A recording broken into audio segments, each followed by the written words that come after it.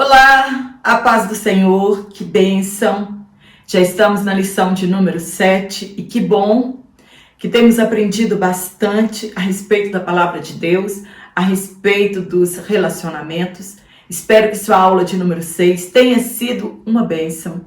Para você que está aqui pela primeira vez, sou Jane Martins de Souza, professora e superintendente de Escola Bíblica Dominical. Sejam todos bem-vindos. E quero agradecer o carinho de todos os irmãos que estão aqui semanalmente, o carinho dos comentários, as orações por minha cirurgia, como eu já disse, ela está agendada. Muito obrigada e continuem orando, para que Deus me abençoe nessa nova etapa, da minha vida, fazer uma cirurgia corretiva, dos olhos. Mas eu sei que Deus estará comigo nessa viagem e que em breve eu estarei de retorno aqui para juntamente aprendermos mais da palavra de Deus. Então, como sempre eu digo, o seu comentário é muito importante aqui no meu canal. Se você realmente gostar deste comentário, não deixe de dar o seu curtir aqui na minha aula, compartilhe em suas redes sociais. Se inscreva, se você está vindo aqui esporadicamente, se inscreva no meu canal para que ele continue crescendo e a plataforma possa então sugerir o meu vídeo para outras pessoas. Eu só quero abrir um parêntese aqui da aula passada. Parece que eu não fui muito clara nas minhas ideias e alguns irmãos entenderam que eu disse que Maria também era estéril. Na verdade, o comentário que eu fiz foi a respeito de Deus dar um bebê, para alguém, para a humanidade, para que seja o libertador da nação. Então, alguns irmãos interpretaram que eu estava dizendo que Maria, mãe de Jesus, também era estéril. Então, vamos tirar aqui o mal entendido, Talvez não me expressei direito no meu comentário e algumas pessoas entenderam que eu estava dizendo que Maria era estéril. Não, ele deu filhos a mulheres estéril e deu filhos para mulheres para propósito aqui no plano terreno. Então vamos lá para a nossa lição. Hoje na lição de número 7 nós vamos falar sobre o relacionamento entre nora e sogra. Acredito que muita gente estava ansioso por esta aula, porque falar de sogra e falar de nora, acredito que a aula vai dar um burburinho bem grande, mas fica comigo até o final desta aula e juntos nós vamos aprender bastante sobre essa história maravilhosa, uma história encantadora, uma história de amor, um poema maravilhoso. Ele é tão perfeito que alguns comentaristas acreditam que ele nem seja real, de tão perfeito que ele seja, mas nós sabemos que sim, é um acontecimento real e atual. O texto que foi tomado por base está em Ruth, capítulo 1, do versículo 1 a 5, o versículo 8 e do versículo 12 ao 14. São apenas 4 capítulos, acredito que você possa ler para você ficar bem inteirado a respeito do assunto, da história, dos acontecimentos, para que sua aula possa fluir com mais leveza, e convicção do que você está falando. Ruth, capítulo 1, versículo 1, é a continuação da história do livro de Juízes. Então, nós ainda estamos na história do livro dos acontecimentos de Juízes, dentro daqueles 300 a 330 anos da história do povo de Israel. Então, este acontecimento está inserido também na história dos Juízes. É uma história maravilhosa de fé, de amor em meio à ruína espiritual do povo. Deus não relatou em detalhes os acontecimentos quando Israel esteve no Egito e nos fez saber os acontecimentos depois que todos os líderes do passado haviam morrido, Josué e os anciãos depois de Josué.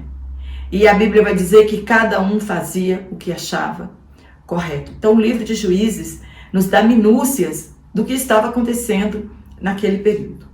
Não se sabe ao certo em que período o livro de Juízes se passou essa história, né, ou quando ela foi contada. Talvez pudessem ser contemporâneos de Sansão, nós não sabemos em que século essa história aconteceu. Alguns sugerem que ele fosse um contemporâneo, né, Elimeleque, Noemi, Ruth, Orfa, e os seus filhos fossem contemporâneos de Sansão, mas também não sabemos. O que sabemos é que sempre haverá um remanescente que não se contaminará com o mundo e seus costumes, e influenciarão outras pessoas a servirem ao Deus único. Observando os acontecimentos, nós depreendemos que, em meio a uma sociedade moralmente destruída, espiritualmente falida, existem pessoas, famílias que não se contaminaram com o sistema mundano.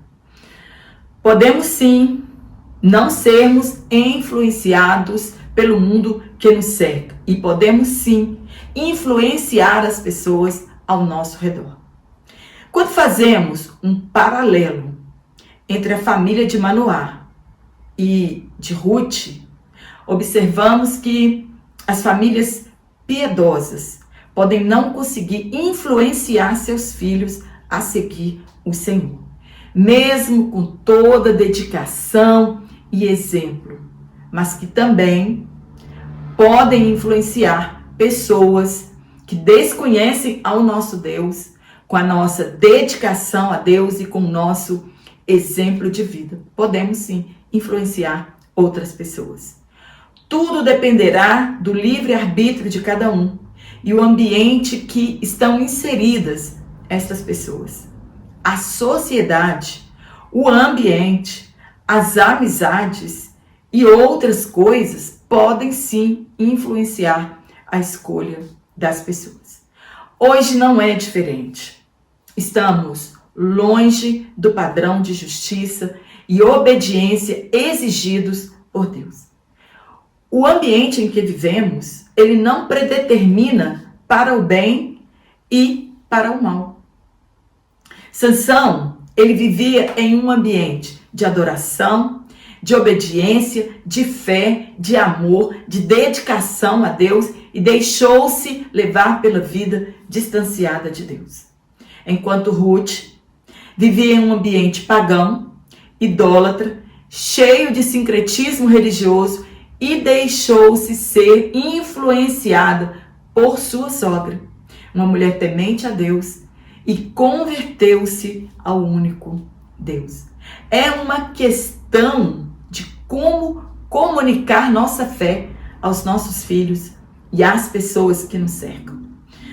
Independente dos nossos sucessos espirituais ou materiais, devemos comunicar nossa fé aos que nos cercam. Noemi, ela é um exemplo para nós. Sansão afastou-se de Deus para viver para si e seu egoísmo e prepotência. Mesmo na hora da morte, ele pediu a Deus vingança, não pelo povo, mas sim pelos seus 2 olhos. Enquanto Ruth se afastou da idolatria, dos seus costumes, do seu povo, da sua família, para se unir à sua sogra, aos seus costumes, ao seu povo e a seu Deus. Hoje, se contarmos esta história para alguém do amor entre uma sogra e sua nora, vira até piada. O que mais encontramos hoje é piada de sogra e de nora. É claro que nem toda sogra, entre aspas, é uma cobra. Mas também nem toda nora, entre aspas, é um anjo. Isso é antigo. E precisamos aprender com a palavra de Deus e melhorar os nossos relacionamentos, inclusive familiares, e principalmente entre sogra e nora. Geralmente, sogra de homens são melhores do que sogra de mulheres. O ciúme gerado entre as partes é porque, afinal de contas, são as duas mulheres mais importantes na vida de um homem: sua esposa e sua mãe. Ele também, esse filho e marido, ele deve saber conciliar esse conflito ao invés de aflorar a rivalidade. São amores diferentes. Agora, o marido e a esposa formam uma família. A mãe fica em segundo plano, porém não desprezada, mas em segundo plano. Uma sogra, ela pode ser uma segunda mãe. A minha mãe, ela chamava a sogra dela, que é a minha avó, de mãe. Tamanho era o amor que havia entre elas. Minha mãe não chamava minha sogra de sogra ou pelo nome, mas de mãe. Ela foi adotada como filha. Se consideravam de um jeito que eu nunca vi. O pior erro é sogra ter ciúmes do seu filho com a sua nora e nora ter ciúmes do marido com a sua sogra. São amores diferentes. Precisamos ter maturidade suficiente para saber que são amores diferentes e que, se estreitarmos esse relacionamento, nossa vida será de paz. Devemos honrar a sogra e vice-versa. E isso é desafiador, mas não é impossível. Mesmo que não sejamos a mulher que nossa sogra sonhou para seu filho, mesmo assim devemos honrá-la. E vou trazer uma curiosidade aqui para você. Você sabia que não existe ex-sogra? Como assim? Se existe ex-marido, por que não existe ex-sogra? Vejamos. Juridicamente falando, não existe ex-sogra. O seu sogro ou sogra torna-se seu parente por afinidade, por vínculo. Este que não se encerra nem mesmo com o divórcio do casal. Está no artigo 1595 do Código Civil. Limitando-se aos ascendentes, descendentes e irmãos do mesmo. Ressalta-se que este parentesco ele será até que a morte os separe. Porque em vida, a separação entre sogra e nora, sogra e genro, nunca acontecerá. Então, na linha reta, a afinidade, ela não se extingue com a dissolução do casamento ou da união estável. Isso quer dizer que não importa se seu relacionamento acabou, os parentes em linha reta, pais, avós, bisavós, enteados, filhos do enteado, do seu ex-cônjuge ou ex-companheiro, continuarão sendo seus parentes por afinidade. Configura crime perante a lei que estas pessoas se relacionem. Particularmente, eu acho estranho o divórcio, anular a união de duas pessoas e elas não representarem, não serem nada mais uma para a outra e não conseguirmos divorciar da sogra. Assim, eu acho isso, é minha opinião particular. Ela pode ter vários genros e várias noras do mesmo filho. Divorciou, casou de novo, é nora. Nora, genro, nora. Eu acho isso um pouco estranho, mas sigamos em frente, porque está presente no nosso Código Civil. No primeiro tópico, nós vamos falar sobre a crise econômica na terra da Judéia. Muitos questionam a veracidade da história. Os nomes dos filhos de Noemi alegam estar tudo muito harmônico e sincronizado. Contudo, ficamos com a palavra de Deus, escrita para aviso nosso. Se assim fosse, né, se essa história fosse de mentira, a genealogia de Jesus registrada em Mateus, ela seria uma farsa. Teríamos que arrancar essa página da genealogia da Bíblia Sagrada. No ponto 1, a escassez que provocou fome, entre parênteses, na casa de pão. Belém significa casa de pão. Não sabemos o autor do livro, em que data este livro for escrito. O que temos é o que está registrado para nós, isso é o suficiente. O autor cita que os acontecimentos se deram no tempo de Juízes, época de apostasia religiosa, vergonha nacional, e o Senhor veio com julgamento contra o seu povo. Deixaram de ser abençoados por Deus devido à desobediência. Hoje, infelizmente, muitos levam uma vida de incredulidade e desobediência e também não desfrutam das bênçãos de Deus. No Antigo Testamento, a lei de Deus havia bênçãos, mas também havia disciplina em consequência da desobediência. Quando Deus enviava os juízos e eles não se voltavam a Deus, por isso eram castigados 7 vezes mais. Deus disse que o céu seria de ferro, não haveria chuvas e a terra seria de cobre. Não produziria nada. E a desobediência faria com que Deus cortasse o suprimento de pão. Um lugar de fartura se tornou um lugar de sequidão e escassez. Parecia até ironia.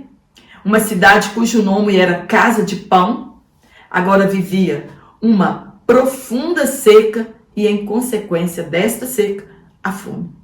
Às vezes, a fome é um modo de Deus disciplinar o povo. Infelizmente, muitos justos sofrem as consequências mesmo sem culpa alguma. Porque a disciplina de Deus é para todos. No ponto 2, a crise de uma família. Eles trocaram a seca e a fome pela morte dos familiares. Uma família de 4 pessoas, Elimeleque, Noemi, Malom e Quilion, ou Quili, como algumas traduções dizem. Elimeleque, ele decidiu ir em busca de subsistência para sua família. Deixou de confiar em Deus e buscou o seu próprio esforço. Será que não faríamos o mesmo? Qual pai vendo sua família passando necessidades, ela não muda de lugar para socorrer a sua família? Não estamos aqui para condenar Elimeleque, pois todos os pais buscam de todas as formas o sustento para a sua família. Ele estava fugindo da fome, deixou a sua herança em Israel. Em qualquer situação, devemos buscar a orientação de Deus ao tomarmos decisões difíceis. Ele, com certeza, não deve ter buscado orientação divina. Saiu de Belém e foi peregrinar em terras moabitas. Era proibido aos israelitas casarem seus filhos com outros povos. Apesar de haver uma paz aparente entre esses povos, realmente ele não fez a coisa certa. Ele deu aos seus filhos mulheres moabitas, ou permitiu que eles se casassem com mulheres moabitas. A Bíblia não traça estes detalhes. Buscou sustento e encontrou a morte para ele e os seus 2 filhos. A Bíblia não dá detalhe do caráter desses homens, mas fala da fé de Noemi. Em 10 anos, Noemi perdeu tudo que era de mais importante em sua vida. Passaria o desafio da viuvez e o de regressar a Belém como uma derrotada. E agora não era somente ela viúva, e sim eram 3 viúvas. Nada podia ser pior do que isso. No contexto da época, elas teriam muitas dificuldades e o sofrimento, ele pode afetar o relacionamento entre as pessoas muito próximas, como sogra e nora, genro e sogro. Diante do sofrimento, como nos comportar? Como Noemi, os cristãos também podem sofrer grandes desafios em sua caminhada. Talvez por tomadas de decisões erradas. Jesus não prometeu uma vida de facilidade em nossa peregrinação. Nossa fé sempre será provada. Não é como entramos na provação que importa, mas como saímos dela. E Noemi e Ruth é um exemplo para nós de fé, superação, amizade, amor e companheirismo.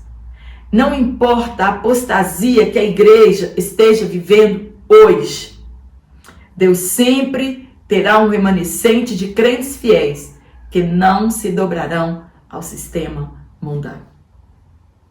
No tópico 2, nós vamos falar sobre superando as crises existenciais. Lembrando a você que vou deixar aqui o link do meu WhatsApp, do meu Instagram, se você quiser me seguir em minhas redes sociais. E na descrição deste vídeo, o link do meu WhatsApp que você fala diretamente comigo. Se você quiser ser um assinante trimestral ou se você quiser apenas receber um PDF único, como por exemplo, desta aula. Vou deixar um banner aqui, como você faz para entrar em contato comigo, ou então acessa o link aqui na aula e você fala comigo também. Agora, como responder às provações? Com fé e esperança, pois Deus tem o melhor para nós. No ponto 1, Noemi decide voltar à sua terra. Ela ouviu falar que Deus havia visitado seu povo, dando-lhe pão. As 2 noras concordaram em voltar para Belém com Noemi.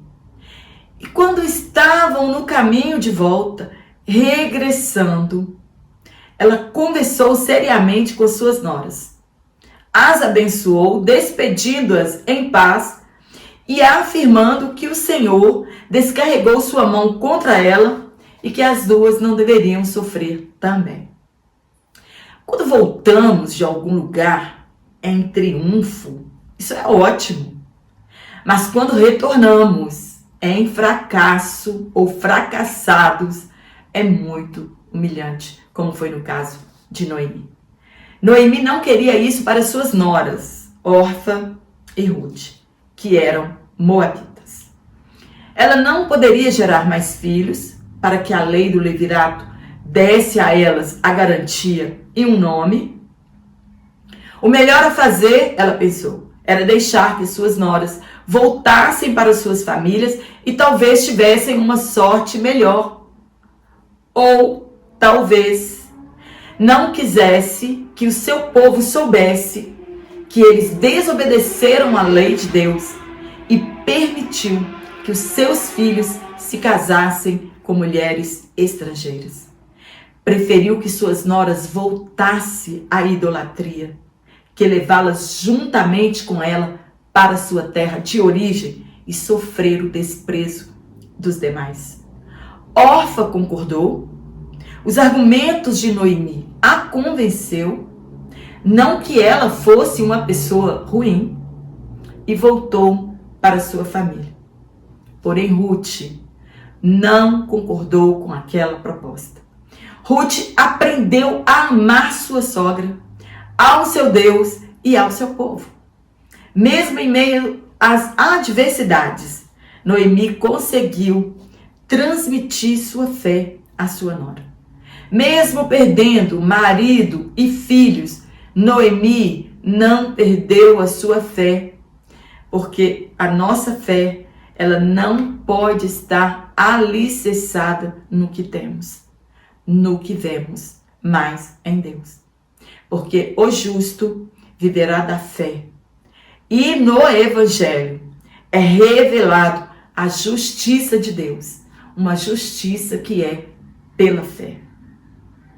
Elas não imaginavam o plano de Deus por trás de todo aquele sofrimento e daquela amizade que nasceu da convivência delas.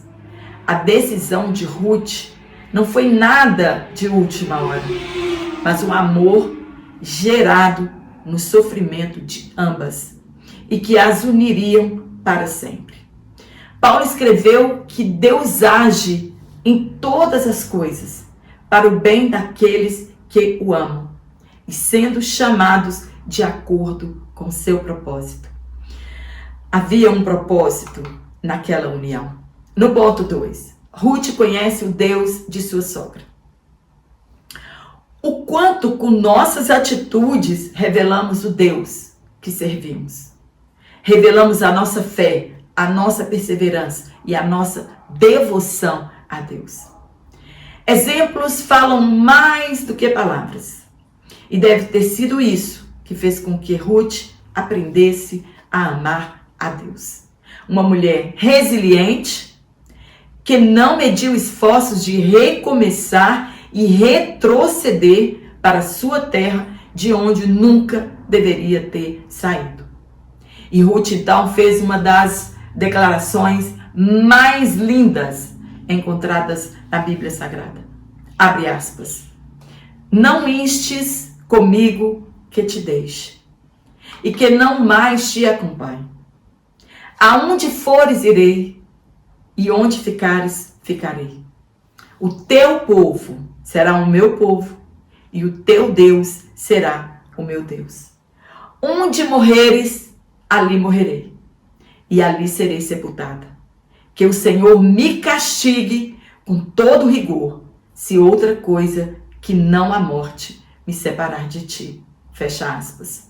Ruth se apegou a Noemi, não somente pelos laços familiares, mas também pela fé no Deus de Israel. A união entre sogra e nora proporciona muitos encontros familiares, sem hipocrisia, agradáveis e sem rivalidades. Nada dessa história, o meu frango é melhor do que o seu, a minha mãe faz um frango melhor, a minha esposa faz um frango melhor. Nada disso. Sem rivalidades. E por intermédio desta união, Deus traz provisões extraordinárias para as necessidades familiares. Eu conheço sogra que já mandou seu filho separar-se de sua esposa. Eu conheço sogra que não se importa se o seu filho trair a sua esposa. Eu conheço sogra que não se importa que seu filho agrida fisicamente, verbal e psicologicamente a sua nora. E isso vice-versa, porque hoje nós temos mulheres agressoras, fisicamente, verbalmente. Sogras ou noras que sentem ciúmes dos presentes que uma ou outra recebe. Não era o caso de Noemi e de Ruth. No ponto 3, unidas contra a crise. Noemi estava tão desesperada da situação que ao regressar, preferiu ser chamada de Mara, devido à situação que se encontrava. Sua vida estava amargurada. Às vezes, a vida nos surpreende e acreditamos estar em um beco. Pode ser natural esse misto de emoções ao depararmos com determinadas crises em nossas vidas. Quem nunca passou por crises e fica se sentindo assim, amargurada, como Noemi? A visão espiritual fica embaçada e perdemos a visão de longo alcance. Foi o que aconteceu com ela. Devemos confiar em Deus e em seus planos. Paulo escreveu que Deus está a favor do seu povo, entre aspas. Se Deus é por nós, quem será contra nós? Mas quando Deus traz juízo, ninguém pode se livrar. Foi o que aconteceu lá. Em meio às crises, é momento de união e juntos buscarmos solução para os problemas familiares. Estamos vivendo uma crise familiar? É hora de unirmos para encontrarmos uma solução. Problemas emocionais, financeiros e qualquer outro problema que possa surgir entre as famílias. Não é hora de divisão ou de brigas. As duas juntas superaram aquela crise. A fé de Ruth animou sua sogra e juntas contemplaram o agir de Deus. No terceiro tópico, porque hoje nós temos 4 tópicos, né? A lição hoje foi um pouquinho mais estendida. Então, no terceiro tópico, fé e trabalho numa nova perspectiva. Ponto 1. A chegada à terra do pão. Reconhecer que errou e voltar ao lugar de onde nunca deveria ter saído revela humildade e certeza que podemos recomeçar. Elimeleque fez como Abraão ao descer ao Egito para buscar uma vida melhor. Deixou de confiar em Deus. Devemos, em meio às provações, exercitar nossa fé e confiar em Deus. Noemi poderia ficar em seu orgulho e cometer erros maiores, mas não. Decidiu voltar para casa. Não adianta tentar escapar das nossas provações. Devemos fazer como Noemi, usar as provações em nosso favor. O melhor lugar para estarmos é no centro da vontade de Deus, mesmo que pareça que estamos no lugar errado. Ela aprendeu a viver pela fé de uma maneira não muito favorável, mas aprendeu a confiar no Senhor. Podemos transformar nossas provações em dependência a Deus. Se esperarmos nele, não haverá fadiga, não haverá cansaço, e ele nos dará asas como de águias e voaremos às alturas. Noemi ouviu falar das bênçãos e não vivenciou as bênçãos, porque ela estava no lugar errado. Devemos sempre estar no lugar onde Deus quer nos abençoar. É muito triste apenas ouvirmos falar das bênçãos de Deus e nós não participarmos delas. As pessoas tiveram dificuldade em reconhecer Noemi.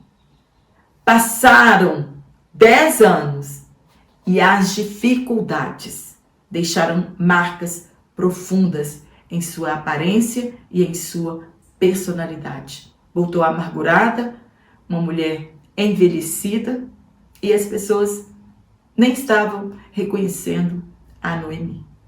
Moabe não foi uma experiência agradável para ela e sua família. Lembrando que o povo moabita era descendente do filho de Ló com sua filha e que na travessia pelo deserto não foram hostis com Israel. Inclusive, queriam amaldiçoar o povo de Israel. Ela acreditava que Deus a havia abandonado, mas foi ela e família que preferiram não confiar na providência divina. Não sabia ela que Deus transformaria a sua humilhação em alegria, e Ruth se tornou uma mulher de fé. Perguntou tudo sobre a fé e os costumes do seu povo, e sua sogra ensinou-a com generosidade e amor. Ruth agora havia abraçado sua nova fé e viveria segundo o costume do seu povo. Viveram da fé e na confiança em Deus. Não sabiam elas que Deus tinha um propósito para ambas. No ponto 2, recuperando a autoestima. Chegaram a Belém no princípio da colheita das cevadas, né? Muitas pessoas tomam cevada no lugar de café. Quando estamos no lugar que devemos estar, Deus cuida de cada um de nós nos mínimos detalhes. Em Moabe, a situação era precária. Agora em Belém, havia esperança de não lhes faltar nada. Ruth não permitiu que sua sogra fosse aos campos, seria responsável em prover alimentação para elas. Noemi deu-lhes as coordenadas e Deus a prosperou. Precisamos ter em nossa família pessoas que animem umas às outras. Está desanimado? Permita ser animado por outras pessoas, né? Devemos animar dentro de família uns aos outros e não desfalecermos em meio às provações. No ponto 3, a honra do trabalho no campo de Boaz. Ruth agora deveria esperar a misericórdia das pessoas, receber uma graça, um favor, mesmo sabendo não merecer, e ocupou o lugar mais inferior da sociedade, viúva, pobre e estrangeira. Mas ainda existiam pessoas boas e cheias de fé em meio a tanta apostasia. Boaz. Ela foi respigar no campo de cevada e somente os pobres, órfãos, viúvas e estrangeiros poderiam fazer isso, colher o fruto que caía dos cestos na hora da colheita ou que ficasse nos pés, era um mandamento divino, que se deixasse o rabisco aos pobres da terra. Não teve medo de correr riscos, porque quando lemos o texto, as mulheres poderiam ser abusadas sexualmente nos campos e Boaz ordenou que ninguém a tocasse. Ela estava ali com um único objetivo: levar alimento para casa. A generosidade de Ruth para com a sua sogra rendeu-lhe fama que chegou aos ouvidos de Boaz, que lhe ofereceu o campo para colher, água fresca, lugar para descanso, proteção e se tornou o provedor de Noemi e de Ruth. No último tópico, no quarto tópico, Ruth encontra o remidor da família. Deve ter sido providência divina. Ruth ir ao campo de Boaz. Boaz visitar o campo e notar a presença de Ruth. Deve ter sido uma mulher linda e, claro, foi amor à primeira vista. Uma linda história de amor. No ponto 1, Ruth descobre o remidor de Noemi. Boaz era sobrinho de Elimeleque e por esta razão ele poderia ser legalmente marido de Ruth e suscitar um legítimo descendente para perpetuar a descendência do falecido. Eles compravam um pacote fechado.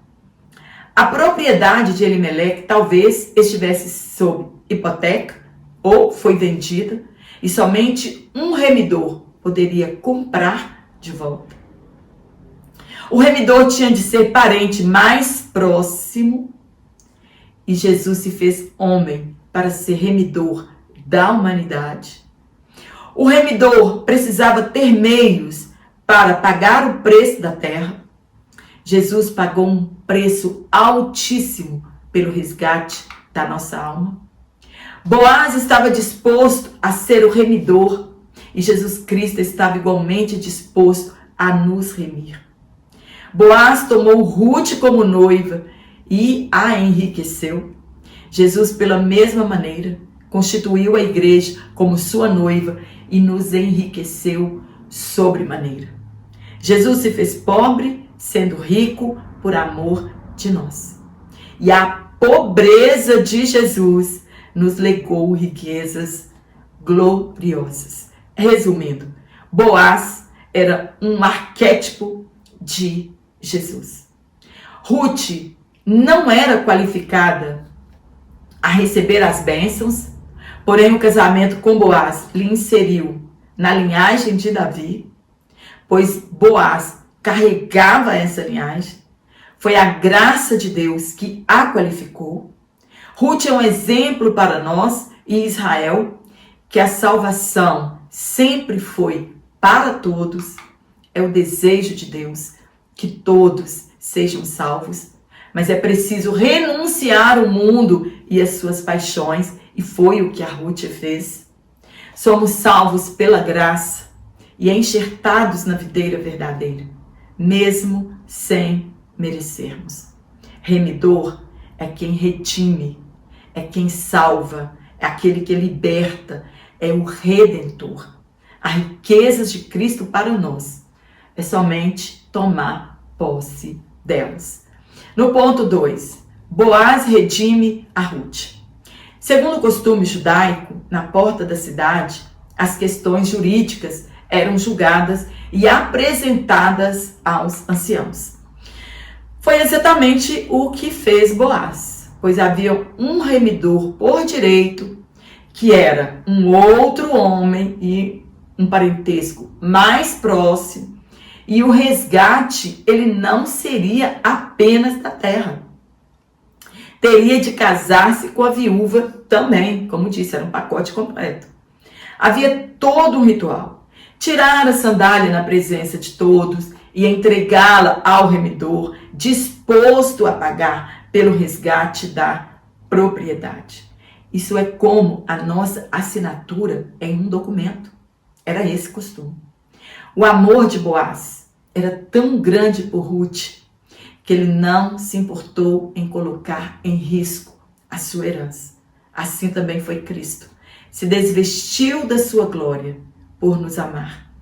Isso deu a ela a oportunidade de fazer parte da genealogia de Jesus e trazer ao mundo uma criança especial, Obed, que seria o avô de Davi e da linhagem do Messias.